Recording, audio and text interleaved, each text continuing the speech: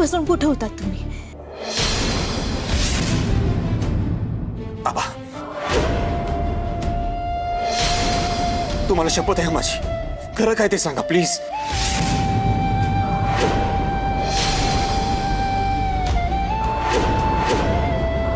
आबा, हे बघा, देवाच्या दारात तुम्ही असं खोटं बोलू शकत नाही. खरं सांगा बरं. बोला ना आबा प्लीज.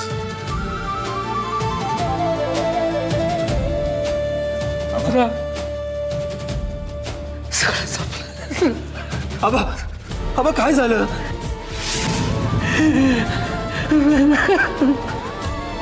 आबा शांत व्हा. हे बघा, राणी आणि मी इथे आहोत ना तुमच्या सोबत. आबा काय झालंय सांगा ना मला प्लीज. Aba please. आबा आबा, तुम्ही शांत व्हा बरं. हे बघा, तुम्ही असं रडलेलं नाही बघवत आम्हाला. शांत व्हा बरं, आवरा स्वतःला.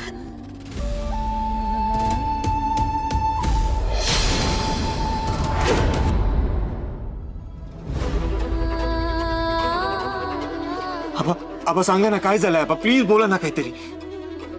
अरे भेंद्रा, मी दादाला भेटायला घरी गेलो होतो. गेटच्या बाहेर उभा होतो, ते ठेच लागून तिथेच पडलो मी. पण असं कसं लागलं आबा?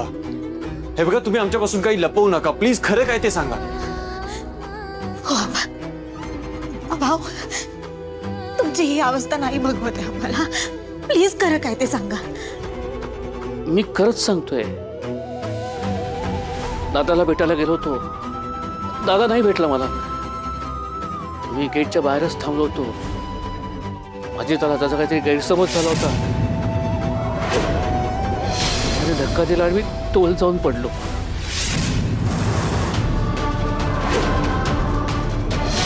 काय?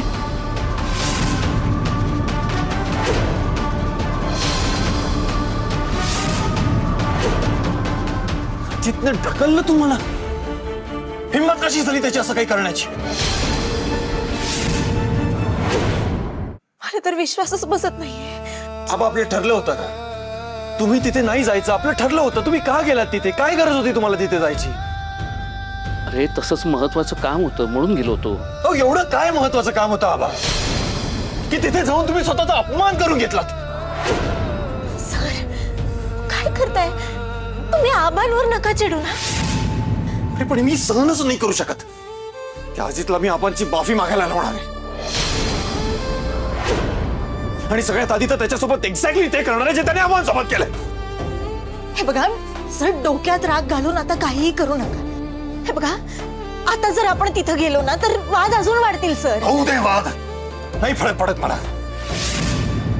अजितने जे काही बिहेव केले ना आबांसोबत ते खूप जास्त ह्युमिलेटिंग आहे माझ्यासाठी. मी आबांना एवढं हेल्पलेस कधी पाहिलंच नाहीये का राणी. ज्या माणसाला मी एखाद्या डोंगरासारखं स्ट्रॉंग असलेलं पाहिलंय त्यांना मी असं रडत असताना बघूच नाही शकत ग. हो सर, पण आपण राणी, तू मला अडवणार नाहीयेस. तुला तरी तो अजित जे काही वागलाय ते पटलंय का? तू, मी, आबांनी नेहमी सपोर्ट केला त्याला. नेहमी त्याच्या पाठीशी उभं राहिलो आपण. त्याचा सक्का भाऊ त्याच्या पाठीशी जेवढा उभा राहिला नाही ना तेवढा सपोर्ट केला आपण त्याला. जेव्हा त्याला काही हवं नको असायचं ना नेहमी आबांकडे यायचा तो. एका शब्दाने कधी आबा नाही म्हणाले नाही. आणि आज काय वागला तो आबांची? मला ह्या गोष्टीचा विश्वासच बसत नाहीये की अजित सारखा मुलगा आबांशी असा कसा वागू शकतो. इंद्रा, हे बघ तुझं बरोबर आहे, पण तू आता त्यांना जाब विचारायला जाशील आणि दादा तुझा अपमान करेल आणि ते मला आवडणार नाही. आणि तुमचा डिसरेस्पेक्ट झालेला मी सहन करणार नाही आबा. ते काय नाही, अजितने तुमची माफी मागायची तेही आत्ताच्या आत्ता तुमच्या पायावर डोकं ठेवून. त्याशिवाय मी शांत बसणार नाही. हे बघा सर, आपण त्यांच्याशी जाऊन नंतर बोलूया. आता काही करू नका प्लीज. शांत व्हा तुम्ही. राणी बरोबर बोलतीये. बघ तू आता चिडलायस, रागावलायस, उगाच नको ते होऊन बसायचं. होऊ द्या आबा, जे काय व्हायचं ते होऊ द्या. राणी, आबा, तुम्ही जर आता माझ्यासोबत आला नाहीत ना त्या अजितला मी इथे फरफटत ठेवून येईन. आणि आता काही झालं तरी मी शांत बसणार नाहीये. चला आबा.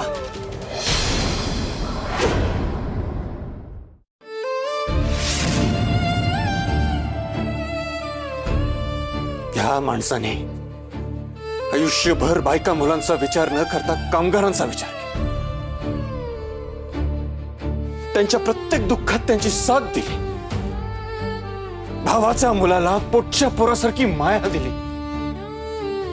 बापासारखा उभा राहिला त्या मुलासाठी आणि त्याने हे केलं. आज चांगला दिवस दाखवला तुम्ही आज त्यांना.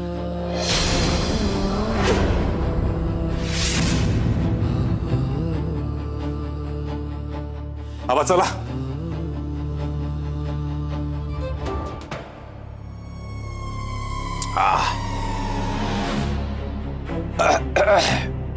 अरे वा वा वा वा वा वा, आमच्या सुनबाईने काहीतरी आमच्यासाठी खास बनवलेलं दिसतंय. मस्त छान. आम्ही म्हणत होतो सुनबाई काही कामाच्या नाहीत, पण जमतंय की चांगलं तुम्हाला हे? हा? विक्रांत,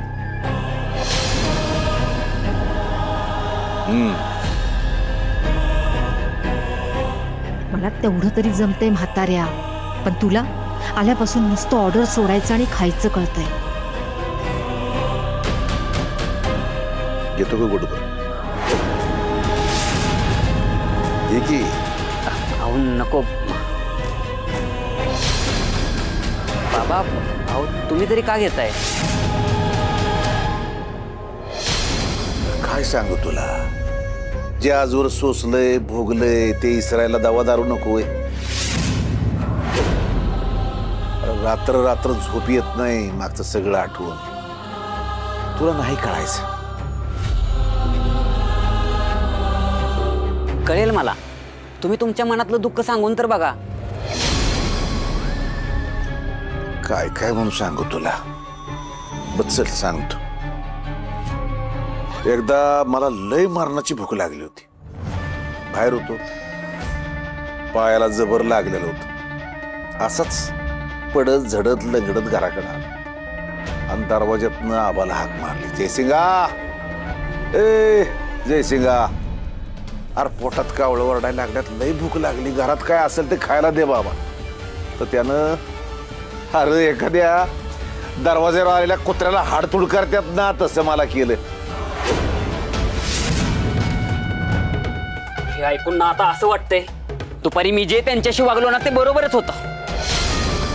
माझ्या बापाशी जे जे चुकीचं वागलेत ना, त्या सगळ्याची परतफेड करणार आहे मी. सगळ्याचा हिशोब चुकता करणार. वा, शबास रे बहादरा. असं तुझ्या बापासारखं रोखठोक वागायचं. नुसता हिशोब मांडायचा नाही, चुकता करायचा. आम्ही केला तसा. कसं?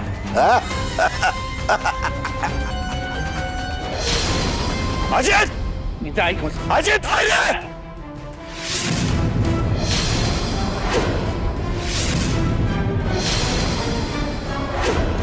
अजित, ऐक.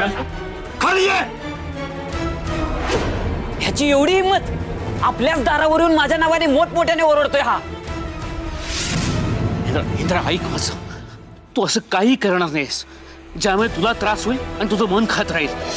म्हणजे तुमच्याशी तो जे काही वागला त्याला लाज नाही वाटली? मग त्याला जाब विचारताना माझं मन मला का खायला बा? तरी तू शांतपणे बोल. ऐक ना माझं. अजित, खाली ये.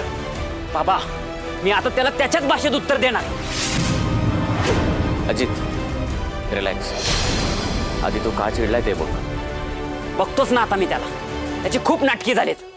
अजित, हे बघ बाळा, जे काही बोलशील ना शांतपणे बोला. हे बघ, इतका राग चांगला नाही रे. इंद्रा तू शांतपणे बोलणार. ऐक माझं. अजित, खाली. काय रे, काय झालंय ओरडायला? काय वागलास तू आपणची? अरे किती लागले त्याला, दिसतंय का तुला? दिसतंय ना. तुला खूपच त्रास होतोय वाटतं. चांगलाय, व्हायलाच हवा. अजित, आत्ताच्या आत्ता खाली ये आणि आपणच्या पायावर डोकं ठेवून त्यांची माफी माग, नाहीतर तुला तुझ्या पायावर उभा राहता येणार नाही अशी अवस्था करेल मी तुझी. इंद्रा, आमच्याच घरातून माझ्या भावाला धमकी देतोस? धमकी देत नाहीये मी. मी धमकी देत नाहीये. तू मला चांगला ओळखतोस विक्रांत. वेळ आली ना मी त्या अजितची खरंच तशी अवस्था करेन. चल ये, खाली ये आणि माफी माग माझ्या आवाजची. इंद्रा, मागणार नाही. अजित दादा, कोणाबरोबर बोलताना ह्याचं जरा भान ठेवा. इंद्रजीत सर मोठे भाऊ आहेत तुमचे. ए माझा कोणी नाहीये तो. माझ्या बापाची आणि आमची ताटातूट करणाऱ्या आणि माझ्या आईला आयुष्यभर मोलकरीण म्हणून वागवणाऱ्या ह्या इंद्राच्या बापाला मी माझा कोणी मानत नाही. या इंद्राशी माझा कसला संबंध? तोंड सांभाळून बोला. आबासाहेब आणि इंद्रजीत सर कधी तोडून वागले का हो तुमच्याशी? सांगा बरं. तुम्ही काय ते प्रयोग करायचा त्याच्यात कायम फसायचं. इंद्रजीत सर होते ज्यांनी तुम्हाला कायम सपोर्ट केलंय. हो, आबांनी तुमचा आत्मविश्वास वाढवलाय, विसरू नका तुम्ही.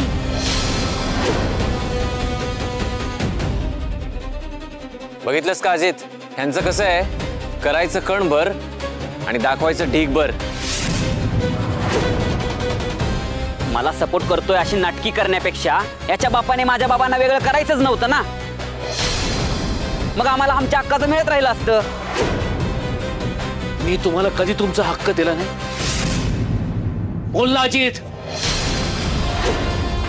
विक्रांत बोल. आबा, इंद्रा आल्या आल्या त्याला तुम्ही एमडी केलत. दादा जर का तेव्हा असते तर तुमची हिंमत झाली असती का? अरे मी जे काही मिळवलंय ना ते माझ्या कर्तृत्वाने मिळवलंय. मी तुझ्यासारखा बिझी नव्हतो मी फॅक्टरीत फ्रॉड करण्यासाठी. तुझे जे काही फ्रॉड केलेत ना ते सगळे राणीने प्रूफ केलेत. ती तर आमची चूक झाली की आम्ही तिच्यावर विश्वास नाही ठेवला. हो, पण ह्यांच्या मनात काय होतं त्यांनी हे करून दाखवलंच ना. अजून आम्ही बरंच काय काय करू शकतो. त्या दिवशी कामगारांच्या जीवावर आम्हाला वस्तीतून हाकलून लावलत ना.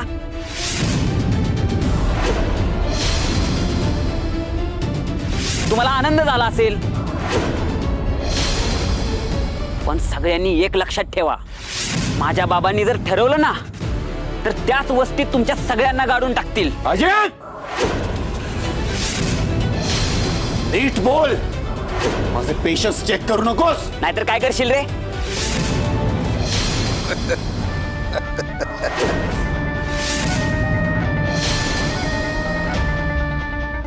ते काय करू शकत नाही अजित.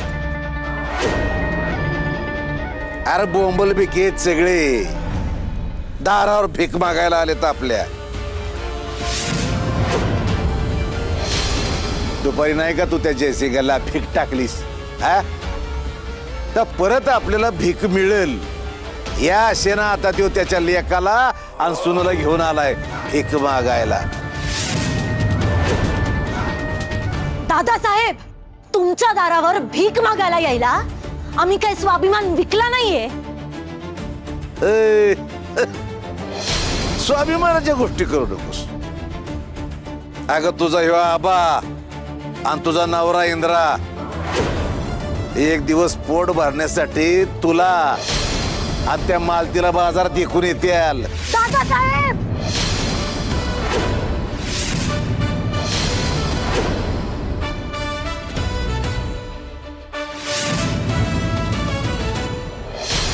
तोंड सांभाळून बोला, नाहीतर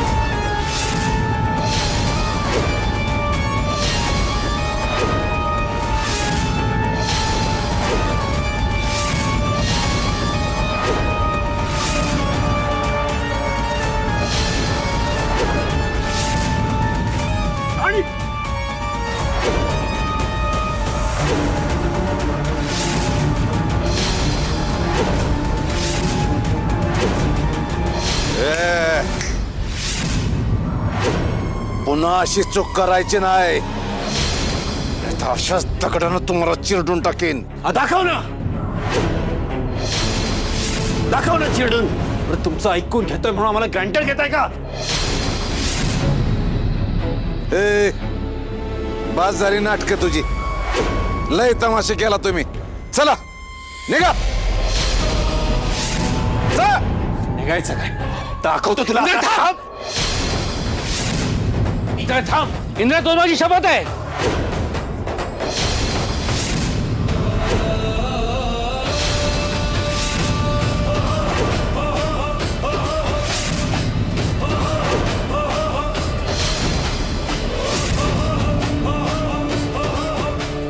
काय करतोयस? ते आपल्यावरती चिखल फेकतायत, पण त्यांचे हात बरबटतायत. रागाला आवर कर आणि चल इथून. नाही आबा, जोपर्यंत तो अजित तुमची माफी मागत नाही, मी इथून जाणार नाही. अरे त्यांनी माफी मागितली तरी तो मनापासून माफी मागणार आहे का? मग कशाला मनस्ताप करून घ्यायचा आहे? ऐकणार आहे माझं, थर इथून जाऊया आपण.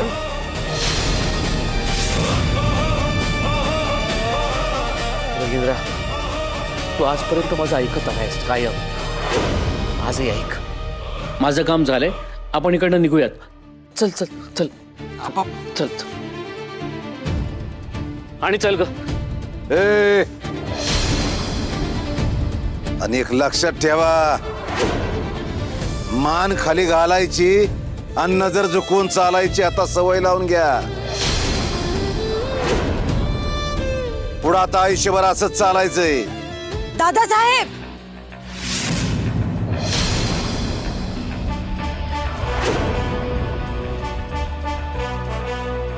तुम्ही शब्दाला आणि तुमच्या हिशोबाला पक्के आहात असं म्हणता ना?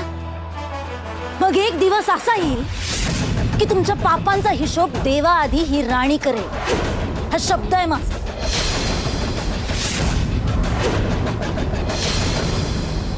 आणि मी जे बोलते ना ते करून दाखवते, कारण असं करणं माझी सवय नाही, स्वभाव आहे.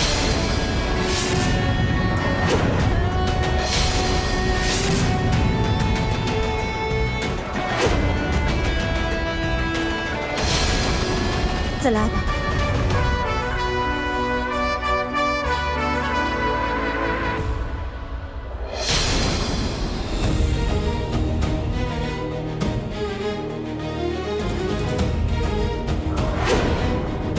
आबा, एक मिनिट. मला एका प्रश्नाचं उत्तर हवंय आत्ताच्या. काय झालं? मगाशी तुम्ही म्हणालात की आपण इथे येऊन जे काम करायचं होतं ते काम झालंय. एक्झॅक्टली काय काम होतं तुमचं? हे बघ इंद्रा, तू आता रागात आहेस. तुला हे सांगायची योग्य वेळ नाहीये. आणि तू समजाव याला. आबा, त्यांचं तरी काय चुकतंय? तुम्ही जेव्हा घरी नव्हतात आला तेव्हा त्यांची काय अवस्था झाली होती ना, मी पाहिली. आबा, खरं काय ते सांगा आबा. आता तरी सांगा आबा, तुम्ही इथे का आलात? ठीक आहे.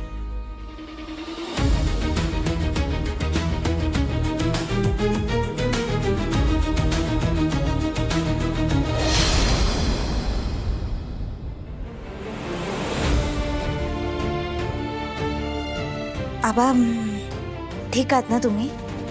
उभा राह नाही. आता मी काही गोष्टींचा विचार करून आलोय, त्याबद्दलच तुमच्याशी जरा बोलायचं आहे. पण मी जे काही बोलणार आहे ते ऐकून तुम्ही लगेच रिॲक्ट होऊ नका, चिडू नका. माझं बोलणं शांतपणे ऐकून घ्या. बोला ना आबा, काय म्हणताय? मला एकदा दादाशी बोलायचं आहे. अहो, एवढं सगळं झाल्यानंतर इंटरेस्ट आहे तुम्हाला त्यांना भेटण्यात? आणि असं काय बोलायचं त्यांच्याशी भेटून तुम्हाला? हे त्यांच्याशी बोलल्यावर, त्यांना भेटल्यावर मी सांगू शकेन. आबा प्लीज इंद्रा, मला त्यांना भेटावं लागेल. अडवू नका प्लीज. ठीक आहे आबा, आपलं भेटणं गरजेचं होतं, आपण भेटलो. पण तिथे तुम्ही असं का बोलला? अरे इंद्रा, जरा धीर धर. आधी आपण घरी जाऊया. मला ती घरी वाट बघत असेल आपली. मला बघितल्यावर ते जीवात जीव येईल. चला. आबा, हो पण सर, मालती मॅडम किती काळजी करत होत्या ना. चला आपण आधी घरी जाऊया, मग बोलूया. चला. राणी थांब, तुलाही एक प्रश्न विचारायचा आहे मला, आणि तो मी घरी नाही विचारू शकत. आपल्याला इथेच बोलावं लागेल. काय झालं सर? तू त्या दादासाहेबांना दगड का मारलास? तुझे पेशन्स सहजासहजी सुटत नाही. मग अचानक काय झालं?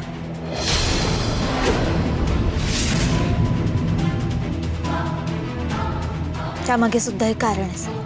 नाही, त्यांच्या बोलण्याचा राग आलाच होता मला, पण तरी सुद्धा एक कारण आहे. काय कारण आहे?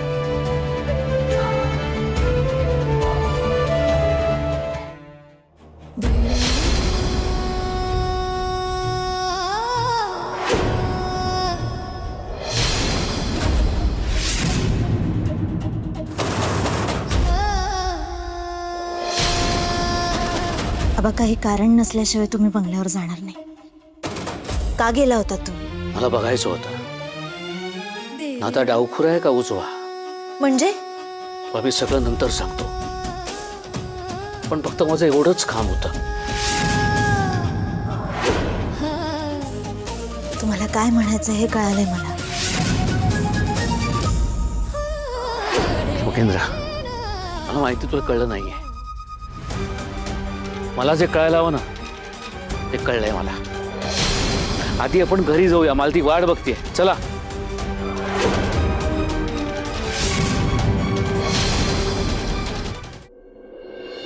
अहो काय हे होतात कुठे तुम्ही? कधीच गेलायत आणि हे काय लागलंय तुम्हाला? हा शांत हो. हे बघा, मला बसू द्या आधी, पाणी पिऊ द्या. हो, बसा बसा. हळद आणते. आबा, आता तरी काही बोलणार आहात का तुम्ही? तुम्ही म्हणाला होतात की मी घरी गेल्यावर सगळं सांगतो. बोला ना काहीतरी. सर, थोडं शांत व्हा बघू. किती चिडचिड करताय. या पाणी प्या.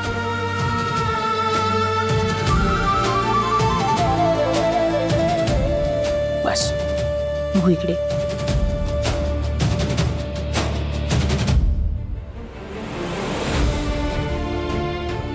मुळात ना मला तुमचा हा डिसिजन अजिबात पटलेला नाही. तुम्ही असं नाही करायला हवं होतं. अहो कशाबद्दल बोलतोय इंद्रा? आणि तेवढ्या चिडलाय काय? काय करून आलात तुम्ही? आबा, किती वेळ शांत बसणार आहात तुम्ही? माझे पेशन्स आता संपतायत. मला इरिटेट होत आहे. आबा, तुम्ही ना यावेळी खूप मोठी चूक केली. मला तुमचं वागणं अजिबात पटलेलं नाही. इंद्रा, मला कळेल असं बोलशील का? कुठे गेले होते? त्या दादांना भेटायला गेले होते. आणि फक्त भेटले नाही, तिथे जाऊन स्वतःचा इन्सल्ट करून घेतला. त्या फ्रस्ट्रेशन मध्ये दिवसभर इथे तिथे भटकत होते आणि रात्री एका मंदिरात रडत बसलेले होते. आणि मी खरं सांगतोय, मी आबांना आयुष्यात एवढं कधी हेल्पलेस झालेलं पाहिलंच नाहीये का. हो काय बोलतोय इंद्रा? आणि काय बोलले दादासाहेब? दादा काही नाही बोलले त्यांना. तो अजित, त्या अजितने इन्सल्ट केला आबांचं. त्यांना ढकलून दिला. त्या गेटवर पडले आणि तेव्हा जखम झाली त्यांच्या कपाळाला ती. असा वागला तो? आणि त्या अजितला जेव्हा मी जाब विचारायला यांना घेऊन गेलो तिथे, तर त्यांनी मला थांबवलं. आबा, का थांबवलं तुम्ही मला? त्या अजितला तुमच्या पायावर डोकं ठेवायला भाग पाडलं असतं मी. जरा शांत हो रे.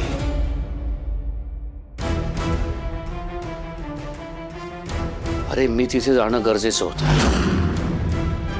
मान्य आहे मला, माझा अपमान झाला. पण मी तिकडे गेल्यामुळे मला अशी एक गोष्ट कळली, जी गोष्ट कळणं मला गरजेचं होतं. आबा, मी तुम्हाला तीच विचारतोय, तुम्हाला काय म्हणायचंय नक्की? अरे हे दादासाहेब असे अचानक आले. मला आताच काहीतरी काळं बेरं वाटलं. पण का असं का वाटतंय तुम्हाला? अरे, ज्याला आपण दादासाहेब म्हणतोय तो खरंच दादासाहेब आहे का, ह्यावरच मला शंका आहे.